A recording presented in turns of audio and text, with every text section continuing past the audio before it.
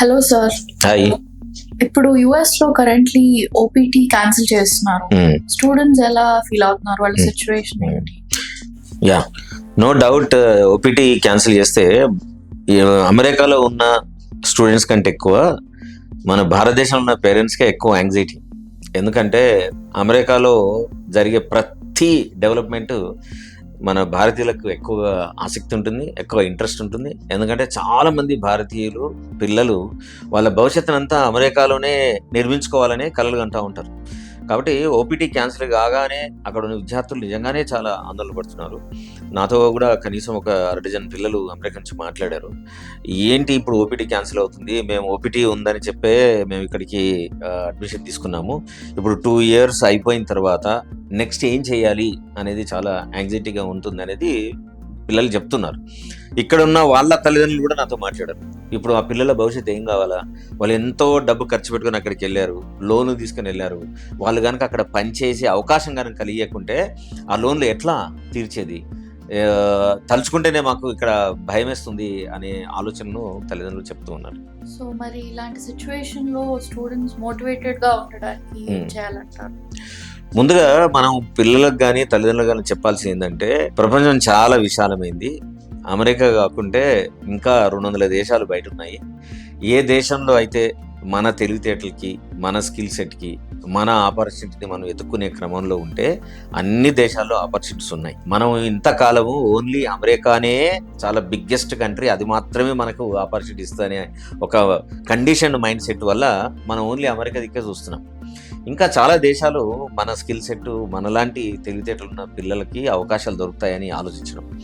రెండోది, ట్రంప్ ఈ రోజున విధించిన ఈ ఓపీటీ ఎక్కువ రోజులు నిలబడుతుందని యాజ్ ఎ ప్రొఫెషనల్గా ఇన్ని రోజులు అమెరికాలో జరుగుతున్న పరిణామాలన్నీ ఆలోచిస్తున్న వ్యక్తిగా మాత్రం నేను తప్పకుండా చెప్పగలను. ఎందుకంటే అమెరికా దేశంలో విద్యా సంస్థల్లో ఎక్కువ మంది విద్యార్థులు ఎక్కడి నుంచి వస్తున్నారు అంటే మన భారతదేశం నుంచి వస్తారు.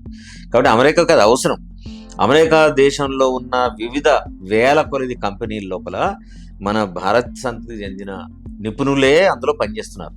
అది కంప్యూటర్ సైన్స్ కావచ్చు, ఎలక్ట్రానిక్స్ కావచ్చు, మెడికల్ సంబంధించి కావచ్చు, సైన్స్ అండ్ రీసెర్చ్ సంబంధించి కావచ్చు, ఏ ఏరియాస్ చూసినా సరే ఇండియన్స్ ఆక్యుపైడ్ బెస్ట్ ప్లేసెస్.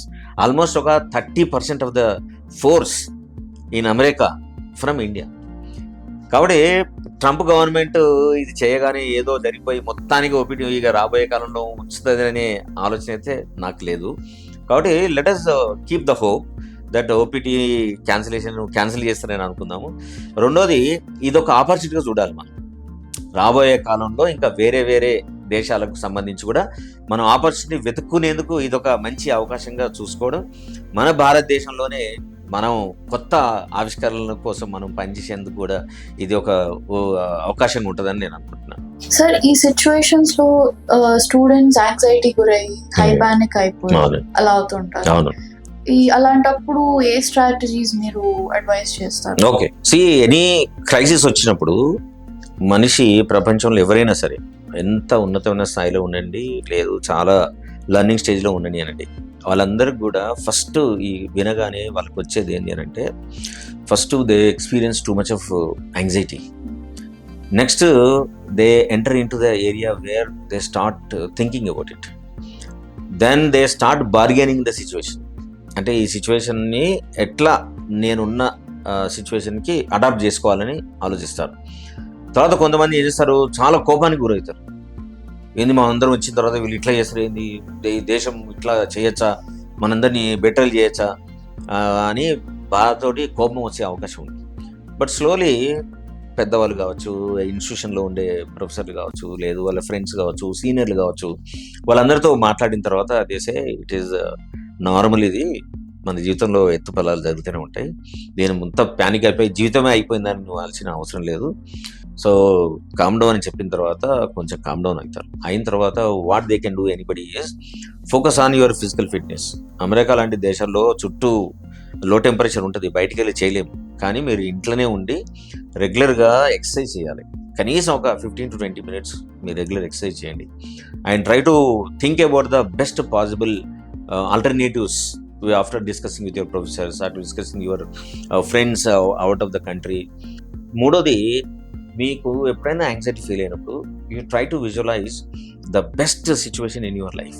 గతంలో ఇంటర్మీడియట్ చదువుకున్నప్పుడు కానీ, లేదా ఇంజనీరింగ్ చేసేటప్పుడు కానీ, లేదా ఉద్యోగం చేసినప్పుడు కానీ మీకు వచ్చిన అచీవ్మెంట్స్ కానీ, మీకు వచ్చిన అప్రిషియేషన్ కానివ్వండి, వీటన్నిటికి సంబంధించి కాకుండా మీ ఇంట్లో ఏదైనా మంచి హ్యాపీ మూమెంట్ జరిగింది, ఒక శుభకార్యం జరిగింది, you try to recollect them so that your anxiety levels goes down and which keep you in a calm and it will help you to think about the future. So all the best to all the American students. Don't worry, don't become panic. Things will settle down. You will get the most happiest situation in your life. Keep focusing only on your health and your career. So sir, how can students focus on what they can control and what they can't control? Yeah, it's a nice question. బేసిక్గా అమెరికాలో ఇప్పుడు చదువుతున్న విద్యార్థులు ఏవైతే ఉన్నారో, Trump ఏం చేస్తున్నాడు, విద్యార్థులకు ఎలాంటి ఛాలెంజెస్ ఇస్తున్నాడు అనేది వదిలేసి, నేను అమెరికాకి ఎందుకు వచ్చాను, నేను ఏ లక్ష్యంతో పనిచేయాలనుకుంటున్నాను, నేను ఏం కావాలనుకుంటున్నాను, ఎలాంటి నైపుణ్యాలు నేర్చుకోవడానికి నేను అమెరికా వచ్చాను, ఇవి నీ చేతిలో ఉండేవి, నీ కంట్రోల్లో ఉండేవి. కంట్రోల్లో లేని ఏంటి, అమెరికా యొక్క ఎకానమీ డిసైడ్ చేయడం, అమెరికా సెనేట్ నిర్ణయించే రూల్స్ని మనం ఎట్లా కంట్రోల్ చేయలేము, ఇవన్నీ మన చేతిలో లేవు. మనం ఏం చేయగలము, as a rule abiding citizen లాగా అక్కడ ఉన్నప్పుడు అమెరికా ఏ ఆంక్షలు విధిస్తే వాటిని ఫాలో కావడం, ఏ పద్ధతులు సూచిస్తే ఆ పద్ధతులను ఫాలో కావడం. అలాగే మనము ఎందుకు వచ్చామో, మనం ఏ ఆశయంతో వచ్చామో, మనం ఎంత లోన్ తీసుకొని వచ్చామో వాటిని గుర్తుపెట్టుకొని దీన్ని ఎలా ఫుల్ఫిల్ చేయాలి.